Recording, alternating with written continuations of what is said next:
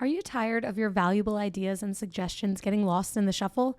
Well, that is why I'm introducing Direct Suggest, the revolutionary digital suggestion box that puts your voice front and center. With Direct Suggest, you have the power to make a difference in your organization. Direct Suggest provides value to organizations in various industries worldwide, including notable brands like Comcast, TD Bank, and Nokia. And here's the best part. Direct Suggest only costs 50 cents per employee per month, making it an affordable solution for businesses of all sizes. Plus, they have an incredibly high ROI and savings potential with an average 33 times return on investment. The implementation process is also a breeze. Once committed, setting up Direct Suggest from start to finish can be completed in as quickly as a week or less. Don't let your ideas or your team's ideas go unnoticed. Visit directsuggest.com today and start by making a difference with Direct Suggest. Use the promo code HUMANHR for your extended 60-day free trial. Again, visit directsuggest.com to learn more, and remember to use promo code HUMANHR for an extended free trial. Direct Suggest, where your voice matters. Welcome to the Bringing the Human Back to Human Resources podcast. I'm Tracy Chernoff, and I've spent my entire professional career in HR. Each week, we'll explore the delicate balance between people and business with the aim to reconnect the two and create meaningful outcomes. Listen in as I share my own experiences, challenge the status quo, and chat with guests from various industries about our mission to bring the human back to human resources. Hi, everyone. Welcome back to the Bringing the Human Back to Human Resources podcast. Thank you so much for being here for another week. Don't forget to rate, review, subscribe, share this episode with a friend, whatever you have to do to get the word out, and make sure that you subscribe to my newsletter on hrtracy.com. That's Tracy with an I. If you don't know, now you know. This week, we're talking more about HR burnout and overwhelm, and I'm not doing it alone. I have an amazing guest to walk us through how to prevent and identify some of these things. So Dr. Rebecca Eldredge is our guest this week. She is a licensed psychologist who integrates the science and practice of emotional well-being, cultural competence, and social justice into creating meaningful change. For the past 20 years, Dr. Rebecca Eldredge has supported clients and organizations to cultivate compassion for themselves as they bring compassion and impact to their work and communities. She's been honored to work with corporations, university departments, and refugee resettlement agencies, as well as hundreds of diverse clients. So welcome, Rebecca. We're so excited to have you. I think you are actually the first psychologist to ever grace the podcast, I think. What an honor. Thank you so much for having me. Yes, of course. I'm really excited to kind of break down this topic from really an expert's point of view, because of course there are so many thought leaders, whether they're in HR or out of HR, in business, not in business, who have, kind of cultivated their own careers and businesses and coaching around preventing burnout. But you are trained in the psychology behind all of this. So I would love to just kind of hear from you how you got started in all of this, but also what has led you to be interested in the burnout and self-compassion side of business. Mm-hmm. Well, I am one of the lucky ones who kind of knew what I wanted to do from way back when I was young. So I had an early interest in understanding people and really focusing on not just the surface level of what people were doing, but what was behind that. What were the thoughts and the feelings and the experiences that had shaped them. And that really grew into the psychology practice that I have today. Specifically, though, the more that I've worked with leaders in human resources and other fields as well, that I often was seeing people at the point where they were so depleted, where their work, their lives, their experiences had taken such a toll on them that they were no longer feeling good about who they were, how they were showing up, the impact that they were having wasn't what they were going for. And, I think about one client in particular who was really a leader in the HR field. And yeah, it was just exhausting her. She was up against so many pressures and so many demands, and in an environment where even as more and more was expected of her, and she was one of the only people of color, one of the only women in the executive team, just a lot Mm-hmm. of things where she was facing a lot of internal as well as systemic challenges. And the cost to her well being was so great, waking up every morning at 2 or 3 a.m., unable to get back to sleep, taking up a smaller and smaller space within her own life, exhausted, and then getting more and more critical towards herself because she was like, why am I not doing everything I used to be able to do? Why is it taking me longer? Why am I less motivated, less productive? And so, really internalizing the costs of the work that she'd been doing. And so, experiences like that have really continued to motivate me to say, how can we get ahead of this? How can we more quickly realize when that depletion is starting to build up so that people don't have to get to the point where they're so exhausted, where they have so little left to enjoy their lives, to be present with the people that they love, and to create the impact that they want to have around them. So that's been really influential as I've continued to focus in and really specialize in these areas. Yeah, that makes a lot of sense. I mean, it leads me to think about the probably fairly well known quote when someone decides whether they're working to live or living to work. And, you Mhm. know, I, I think these last few years, there's definitely been this awakening around what people value and what they want out of their experiences. And, even from the perspective of, well, I don't want to live to work anymore. So how can I work to live? And so we've seen, of course, like a huge shift even in the exodus of employees or people from different industries. I mean, there was just an article that I read today on CNN about educators who are leaving education, teachers who are leaving education in droves because of fear of violence in schools and Mhm. basically being exposed to dangerous environments on top of the actual workload and the pay inequities that many Right. often cite when we think about education. So it's definitely interesting to think about how these last few years have affected or impacted people with when thinking about overwhelm and burnout. And there's even this other layer, like as you're talking about that, where there's burnout, and then there's also compassion fatigue, and those two can be separate, but they can also coexist. And so for people in Hmm. professions like human resources, therapists, healthcare professionals, teachers, where there's so much of what they're doing that is responding to the trauma and to the stress in others' lives, that eventually they can kind of absorb some of those same symptoms as if they'd been through it themselves. And Hmm. so I think your point about what teachers are going through, and we're seeing the same thing in healthcare as well, like just Sure. people leaving professions where they can't keep up with everything and still live a life that feels healthy and meaningful for them. Right. Right. I think it's honestly it's a great segue because when I think about that word compassion and like self-compassion, which I know you and I have spoken about before recording, there's probably like even a lack of understanding by many people as to what self-compassion really means, because Mm-hmm. especially for those of us in HR, you're right, most of us are in roles that are really requiring a lot of energy, whether it's energy to have to unfortunately terminate someone or energy to have to deal with someone's challenges that require our support or resourcing.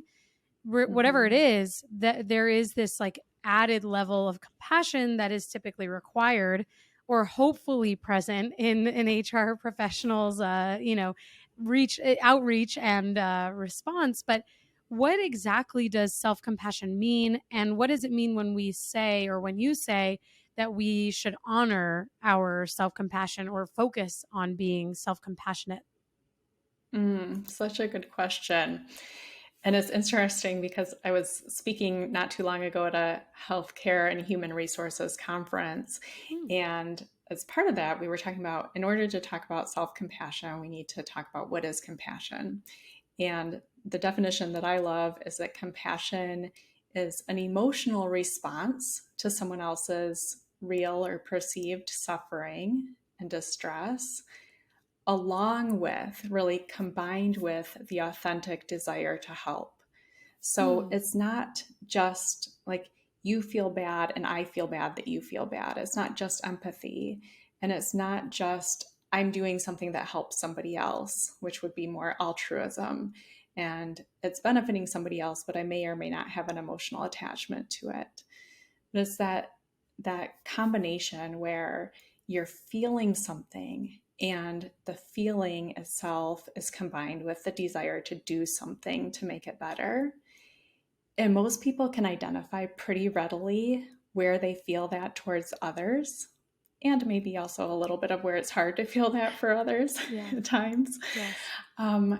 But when I ask people, like, think about where it comes most easily to you, where do you naturally respond to perceived suffering and want to do something about it? I would say, and I'm happy to be proven wrong on this. If anybody out there listening wants to prove me wrong on this, please let me know. But I don't think most people come up with themselves. Like, oh, when I perceive my own distress, when I notice that I'm suffering, then I really feel motivated to do something to alleviate that, to do something to help myself out. And so many more times, the clients or the people in workshops or people at conferences that I'm speaking to, right? It's like they're giving that compassion to others. They're super motivated to help others with their suffering, but their own suffering, they're like berating themselves for feeling it. Like, how come I'm not tougher? This shouldn't be bothering me. I need to just get more done. How come I did that way? I should have known better. Like, the internal voice is rarely compassionate in those moments. Yeah. It's a great point. I was even thinking to myself, like, would I cite myself if I were asked that question? And no, I don't think that I would. No, you It's can't prove always me someone wrong. else. Yeah. And I don't know, maybe someone can. Right. And maybe that's also like a womanly thing. I think, I don't know if there are differences. I certainly don't want to assume between like men and women, but I do think, like, even just thinking about like my childhood, my parents both took on, like compassionate roles, obviously, as being amazing parents. But there is like an added layer of understanding that like my mom didn't necessarily do as much for herself, whereas my dad found it a little bit easier to do things for himself. And, my background is a little bit unique. I have a sister with special needs, so that adds a complexity to things. But when I think about, translating that to business, if someone is in an HR role or they are in an industry that requires an added or hyper amount of compassionate work, that then there is that probably a steeper slope toward compassion fatigue, which leads me to my next question for you around how someone can identify if they have compassion fatigue. Is it truly like when you are totally not fazed by something, or is it deeper than that? And how does compassion fatigue kind of tie into this like burnout and overwhelm? Yeah. So I'll start with the burnout piece because it might be easier to segue in that direction. And I do want to say one of the quotes that I had read was that HR is the place where stress goes to live within an organization. And so, I have so much compassion for the people that I know in HR that I chose to get into the mental health field. Like I knew what I was getting myself into, but people who go into HR who suddenly are that receptacle for all of the stress and problems within the organization. So some ways to recognize it. Burnout it goes beyond just like I feel bad for a couple days or like, gosh, I really could use a week or two vacation. Burnout is this accumulation of physical, mental, or emotional exhaustion, like this sense of not being as productive, not being as motivated, and also often negative attitudes about oneself or others when somebody's in that state. It can be accompanied by changes in eating and sleeping patterns, feeling less creative, and feeling more hopeless or withdrawn as well. And burnout itself is kind of by definition related to a disproportionate amount of work compared to like the person's time and resources and personal life. Compassion fatigue can show up in many of the same symptoms, but the difference is what's driving it, what's the source of it. And with compassion fatigue, it really is that it's experiencing those symptoms, but not just because of the proportion of work. It's because of the exposure to other people's stress and trauma and being in that role where you are pouring out compassion for others who are going through horrendous situations. And even though you're not the one going through it, you can start to show the same symptoms as if you had experienced it directly, which can also be called secondary traumatization. Oh, interesting. Really interesting.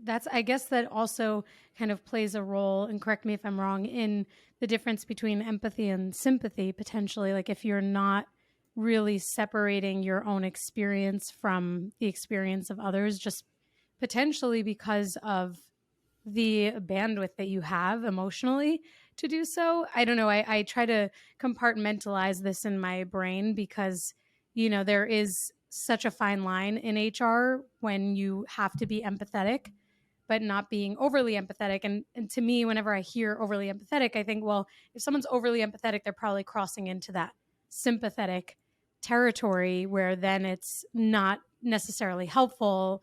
It's a little bit more, just feeling Yeah. everything. Yeah, I love like Brene Brown, her Atlas of the Heart work, where she really dives into those nuances between different types of emotional experiences. Like I'm thinking of that as I'm hearing you Mm-hmm. talk about the empathy versus sympathy.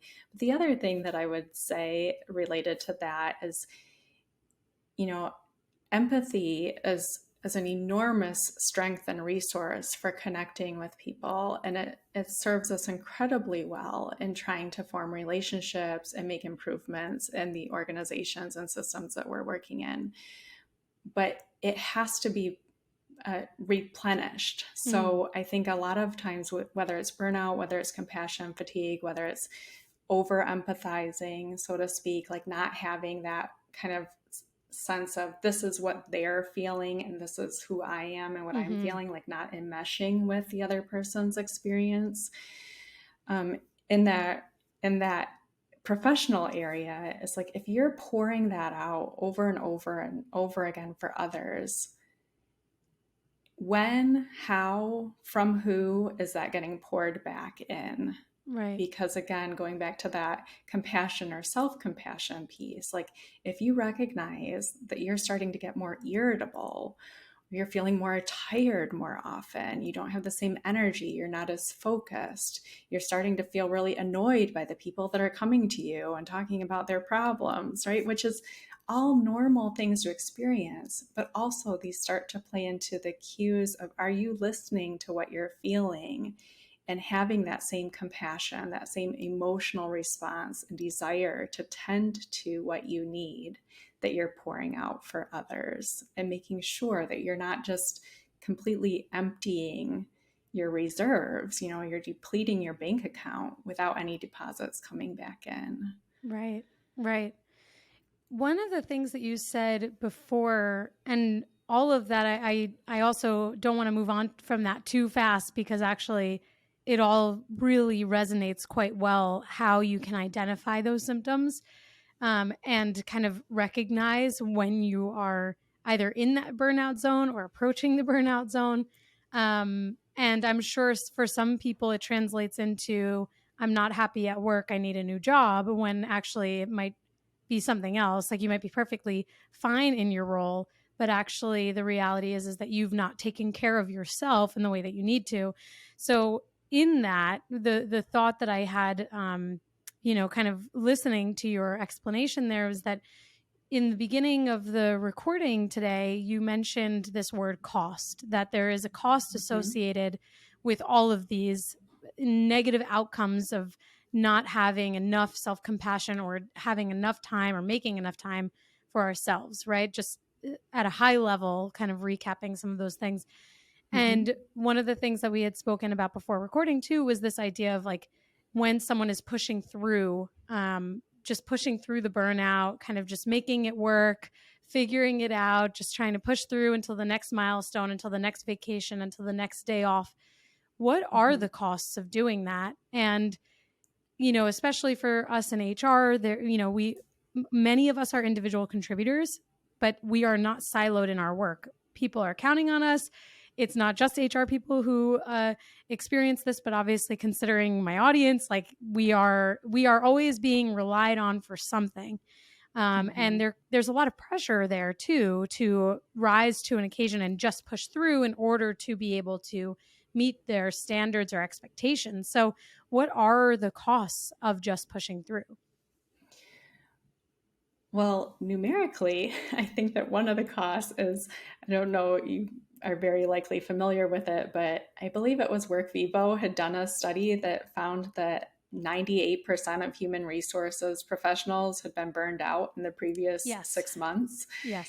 So if you have like 98 out of 100 human resource professionals who are experiencing everything that we're talking about here, the impact on their health, their wellness, their thoughts, their feelings, their functioning, then clearly there's both the individual costs, costs like the risk of depression going up by 300% for Mm. somebody in an organization that's not prioritizing well-being, for example. But there's also the organizational costs, the costs of turnover, the costs of replacing the people that have left, the costs of having people that are missing time due to being sick, and sometimes physically ill and sometimes just not as healthy to do their best work. And then from the nervous system perspective, which is how I do a lot of my work as well, you're also looking at if people are not in their optimal zone of functioning, if they're not able to think clearly and calmly and use all of their problem solving and ethical and moral reasoning skills and communicate effectively, which we really can only do from one state of our nervous system where we really get to have our optimal functioning, then you're looking at people who are more likely to misinterpret things, to make mistakes in communication, to be defensive or shut down. So, both individually and collectively, um, everybody's paying a price for this level of burnout.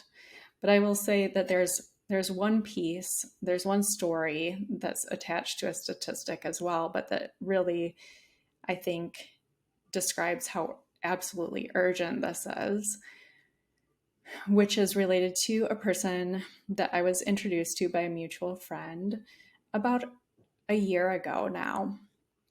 And we had this amazing conversation because he was working as a chief equity officer, and it was so clear that he cared so much about his team members and the work that they were doing. He had great ideas. He had been in the field for a couple decades, but he was realizing that his team members were really struggling. Many of his team members were newer in the field and they were already showing a lot of the signs of strain. And so he was strategizing how to have retreats regularly and talking to me about coming to one of the retreats and just all the different ways that he was trying to attune and respond to their suffering. And we stayed in contact over the year because we were planning for these different events, and he was always really responsive. And then it got to be later in the year, and I sent him an email about one of the events, and I didn't hear anything back. And it struck me because it was out of the norm, but it was also towards the end of the year. So I'm like, it's the Mm-hmm. holidays, people are exhausted, like everybody's just trying to, like finish out the year. So I didn't do anything with that at that point. And I circled back in January, and at that point, the email bounced back. And I Hmm. tried again and it bounced back. And I reached out to the mutual friend who had introduced us and I asked, has he changed companies? And I found out that he had died Oh, wow. suddenly of a medical crisis. Mm. right around the time I had emailed him at the end of the year and not gotten a Wow. response. And while that is an extreme example, there is data that shows, for example, that people who experience injustice in the workplace have about twice the levels of burnout as people who don't. And also, the people who experience injustice in the workplace have odds of suffering a major health disease that goes up to 55%. So Wow. 55% odd of suffering a major health disease. And I knew that statistic before, and I was seeing people dealing with, increase in rates of diabetes and shortness of breath and, gaining weight because they couldn't be as active as they wanted to be and not feeling as healthy in their bodies. And so there were all of these other pieces of evidence that supported that. And like, I cannot look at that statistic the same way again, because when you're looking at really an ultimate cost is that not taking care of ourselves, not taking care of each other, not creating work environments that are really centered on well-being has costs that I don't even want to begin to measure. Yeah. It's important for any business to focus on their culture, employee well-being, and strategic growth. But without the proper tools, it can be next to impossible to support the people behind your success. That's why you need Namely, the all-in-one HR solution that empowers you to engage and develop your people in an intuitive platform. Namely's award-winning technology covers your essential HR, payroll, and compliance needs in one place. Whether you have 20 or 1,000 employees, Namely's modern and integrated platform is designed to be used by everyone every day. With a mobile app and elegant UI, Namely empowers employees with self-service tools to request PTO, acknowledge peers, review pay stubs, and enroll in benefits. Namely helps you easily handle everything from onboarding, payroll, time tracking, open enrollment, employee engagement, and so much more, so you can get the time and data you need to drive the initiatives your company really cares about. Namely will be a game changer for your business and your team. Learn how you can simplify your HR processes today at namely.com. That's namely.com. If your company is remote or hybrid, then you know just how difficult it can be to grow your company's culture beyond a pre-scheduled Zoom happy hour or occasional lunch and learn. Well, this week's sponsor is here to solve that. They're called CultureBot. CultureBot has devised what will likely become the gold standard for growing and blossoming a company culture inside of Slack. The app is like a sidekick for any HR or people professional, automating a lot of the mundane tasks you probably are forgetting to do on a daily basis. Things like birthday and work anniversary celebrations, team shoutouts and kudos, employee introductions, and remote games. It even has health and wellness tips and conversation starters. If that piques your interest, this will get you even more excited. Today, I'm able to share a special promotion for listeners of the podcast. You can get your first 6 months of CultureBot for 50% off. Plus, if your team is under 25 employees, CultureBot is free forever. So if you're looking for a way to create a culture of appreciation and drive increased engagement and togetherness across your team, I definitely recommend checking out CultureBot. Go to getculturebot.com/humanhr. That's getculturebot.com/humanhr to get the offer. Plus, I've added the link in the show notes so you can just click right there. Now, let's get back to the podcast. Oh, well, I'm really sorry about his loss. I mean, it sounds like he was doing some amazing things and had intentions to do some amazing things. But it's a really great reminder that we get one life and we get one shot at it, one moment to figure it out and make the most of it. And, coming back to what I had said around working to live versus living to work, when we focus on the former, then hopefully we are creating more boundaries. I mean, I'll share, while we're sharing here, I'll share a personal anecdote. I realize we're recording this in June, but this episode will come out probably a little bit later than this summer. And one of the things that I experienced in the last few months was pretty intense burnout, I'll say. I've been covering for a maternity leave, which is a wonderful thing. However, we totally poorly planned, and we should have brought in someone temporarily to support because, obviously it's enough to have one job, let alone to have two, Picking especially up a whole extra person's job. Yes, especially when HR teams are already lean. And I want to bookmark that in my mind because I do have a question about what some of the causes of burnout outside of compassion fatigue, what that could be. So I'll bookmark that.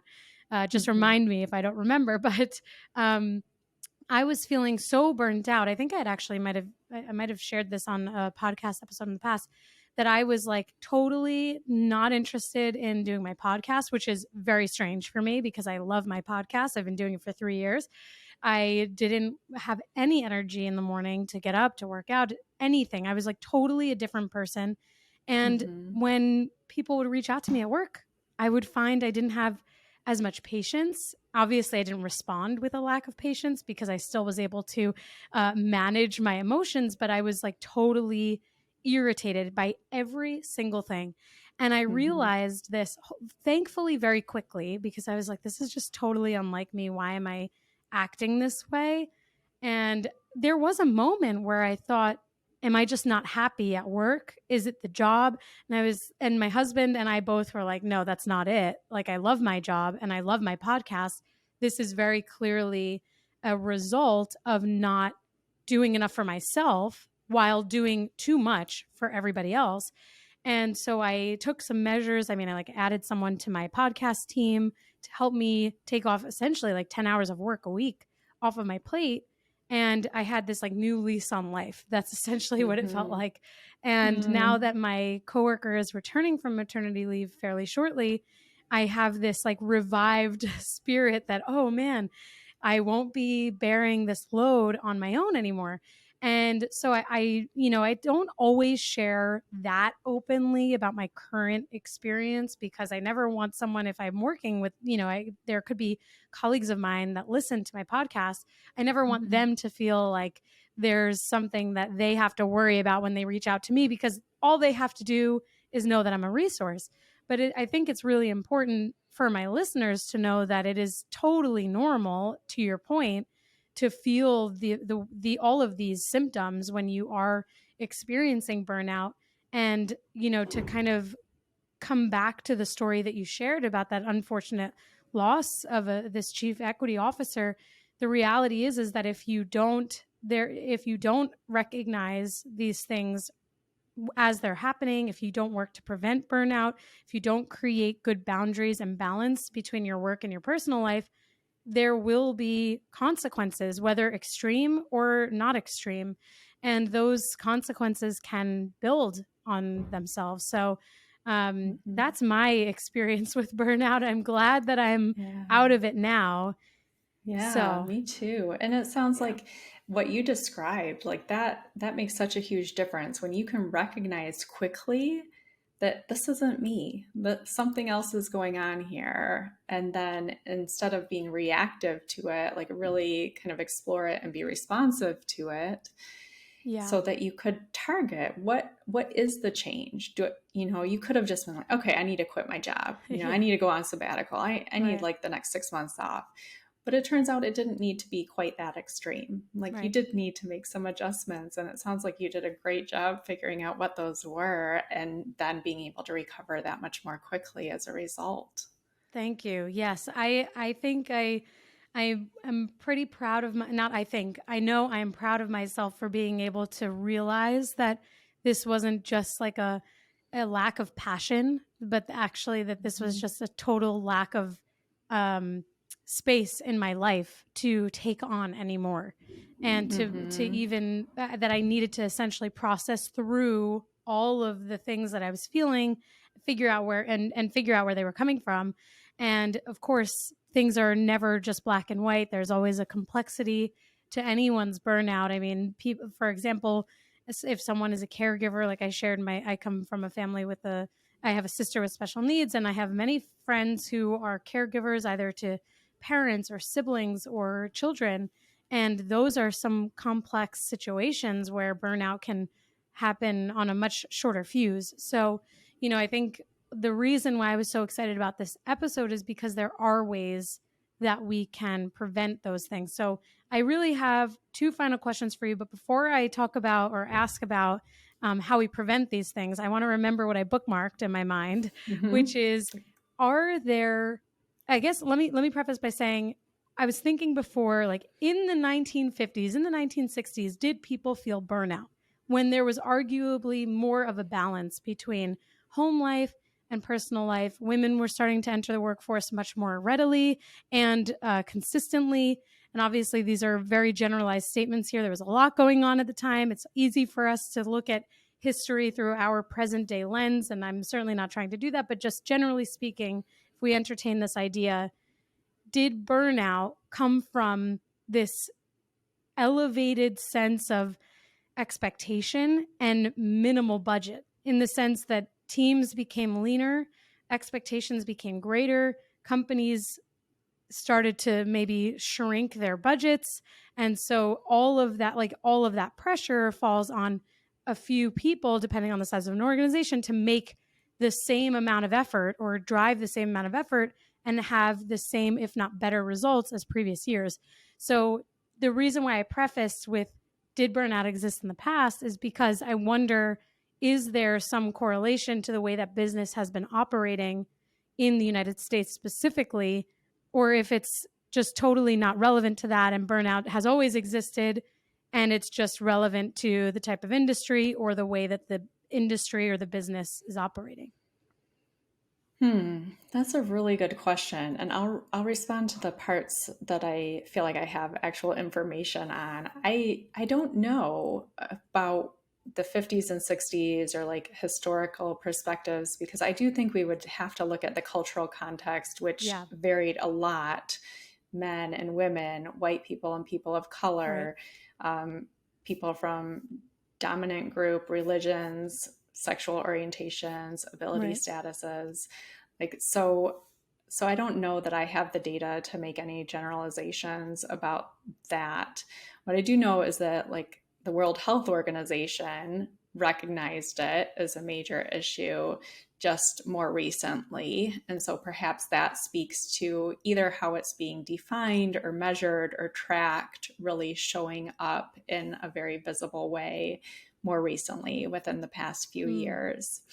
And so that's one piece of data that we could look at and say, okay, like there's something about this that's definitely gathering more attention. And yeah, and then we do have people like women, for example, who are taking on more and more professional roles in career lives, but aren't necessarily decreasing the amount of family roles or family life responsibilities that they're Mm-hmm. doing. And in fact, are even more often in positions of caring for both youth and elders simultaneously. And so in some ways we're looking at an expansion of what people are expecting of themselves or expecting of each other in very stressful contexts without supporting what the nervous system needs in order to feel calm and safe and clear and connected, in order to figure out even how to problem solve and make sense of and make decisions about all of that. And then um, there's a number of different kind of key categories that contribute to burnout, like unfair treatment at work or unclear role responsibilities, disproportionate work compared to time, added bureaucratic tasks and burdens.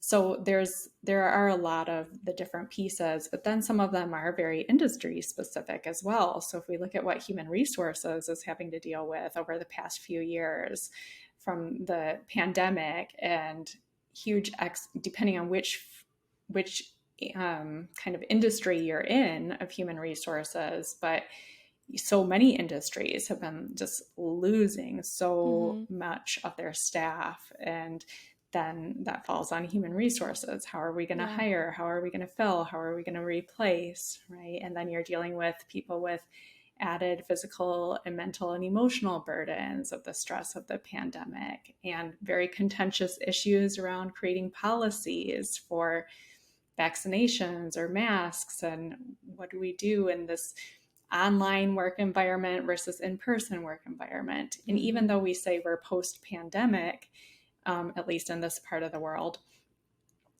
we are still dealing with a lot of the ramifications of that. So human resources carries a lot of stress. And I'm sure I'm not telling you anything you don't I'm already sorry, I was know. having some flashbacks there. Yeah. Yeah, sorry about that. Yeah, I'm Yes. not trying to re-traumatize anybody here, Yeah. anybody listening, just to acknowledge the enormous amount of stress, the legitimate stress and burden that you've been carrying, Right. and that you absolutely need and deserve to respond to your own needs so that you can keep going. Right. Right.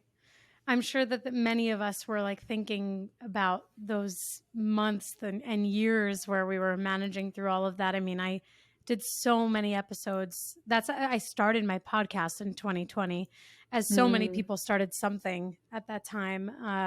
And it's kind of nice to have the time capsule, so to speak, but also it just feels like a fever dream, like something that was like a blip in time that I remember took all of my energy and soul and everything 7 days a week, essentially working from the moment my eyes opened to the moment my eyes closed at night.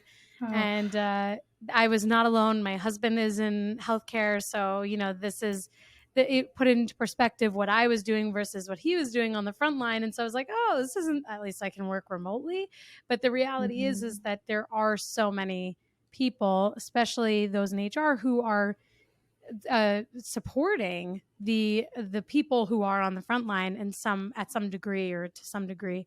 So yeah, I'm sure many of us were like, I don't know, I'm a '90s kid, so we had this show that's So Raven, and mm, she could see the future, and so there were moments where she would in the show like look to the side essentially, and it would like go into this time warp and she would see the future, and that is how I would describe my mind, what my mind just went through as you were talking about the past few years. So for any other '90s kids, I'm sure they know exactly what I'm saying when I talk about that moment in the show. But anyway, I digress. My final question for you today is really, how can we take all of this knowledge that you've given us and work to prevent burnout, work to prevent compassion fatigue, and focus on and improve our self-compassion?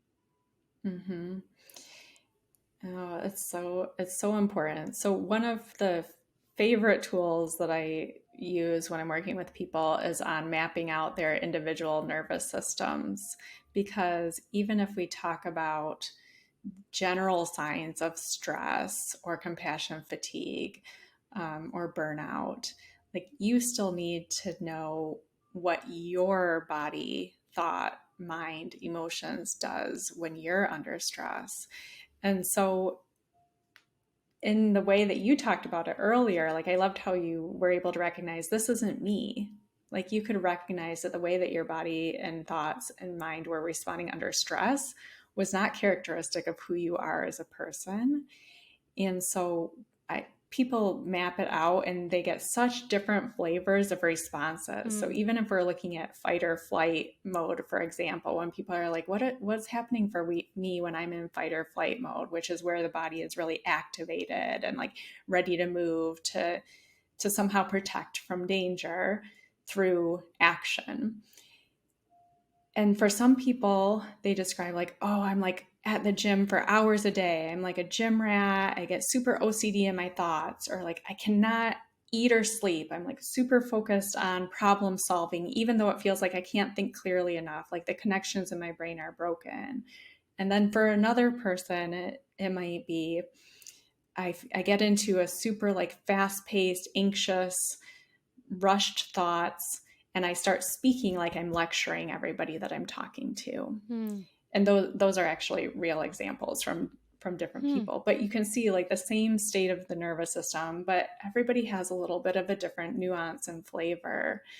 So the more that you can get to know your own nervous system, the more that you can develop a roadmap of, oh wait, this landscape is different all of a sudden, right? Like what does this mean? Oh, okay, I know I'm not where I want to be, but I recognize where I am. Then you know how to navigate back. Right. And that's the same whether we're talking about fight or flight mode. There's also the mode that's related to conservation, which is more of a shutdown mode, which, depending on what state of your nervous system you're in, you're having completely different thoughts, feelings, sensations in your body. So, what's most important is for each person to not judge, not add to their distress by judging and critiquing and getting down on themselves for not feeling their best, but to do more of what you said of, okay, I recognize that I'm not feeling my best. How can I be responsive to this? How can I bring that compassion of tuning into this? What is this trying to tell me? There's a form of reflection called felt sense, which is really kind of a listening inward, but not just listening to what's going on up here in your mind, the racing thoughts and analysis, because this is not all coming from a spreadsheet where you're figuring out like, Right. I think like based on these stressors and these circumstances, I think I'd really like to go into fight or flight now. I think that's my Right. best option, right? No, this is just happening behind the scenes. And before you know it, you're in it. But the more quickly you can recognize that you're in it, then the more you can say, like, okay, what is this about? What is this? Instead of working against me, how might this be working for me? What is this trying to show me or tell me that I need more of, Right. or that I need less of, or that I need to shift? And you, by listening to that, you can then use those conversations, use that relationship, build trust that your body is not trying to destroy you, that it is also interested in survival, and work together to move back towards that state of safety. And I think that that internal voice piece of it is pretty huge. If we think about the tone of voice that we would want to hear from somebody else, or that we give to somebody else when they're stressed, talking in ways that are simple, soft, and slow tend to be messages of more safety and calming that help to reset. That's very rarely what an internal voice sounds like. And in my honored experience of being privy to hearing lots of people's kind of internal worlds, that's not usually the tone that we're using with ourselves internally. And another way to just calm the body down and tune into what you need is through the breath, because while 20% of our messages go from our brain to our body, about 80% of the messages go from our body to our brain. And a lot of those messages we don't get to exert direct control over. Like, we don't get to tell our, liver to like hurry up a little bit down there, or like check in with our spleen on how that's functioning at this moment, Right. and tell our digestion when to slow down or speed up. But our breath is something that we can more directly influence and shift. And so if somebody just wants like a really lightweight, easy to use, travels with you anywhere you go tool, then slowing down the exhale when you're breathing, that is a direct message that sends safety, signals of safety from your body to your brain, and can help to alleviate some of the immediate cloud of stress so that you can get back to a state from which you can really more effectively problem solve about what else you might need. Wonderful. I think those are amazing, amazing tips. And I feel very relaxed after listening to you. I think maybe you're slow and also super calm, and just like your inflection, it just all is very relaxing. So I'm sure that many listeners are like, you know what, I could totally try the breath exercise because Dr. Becca Eldredge told me to, and I'm going to do it. So I'm sure you've gotten that before, but I feel very relaxed. So thank you for this recording thank you. time. It's always nice to hear. And yeah, there's so many different tools, but sometimes just starting with the most simple, easy to use ones is a good place when you're feeling burned out or compassion fatigued. Totally. And I love what you said about how your breath is something that you can take with you everywhere, and that, the ability to really exercise control over that one element of your body is a great thing. And for anyone who wears an Apple Watch, I wear an Apple Watch. I have this it's like a mindfulness. I'm trying to show it on the camera. A mindfulness app. It just closed. But basically, you can choose the type of mindfulness that you want to do. And it always reminds me, I'm from New Jersey, so I talk really fast. But I have a very low resting heart rate. But sometimes if something, excites me, it's like, hey, maybe you should take a breath here.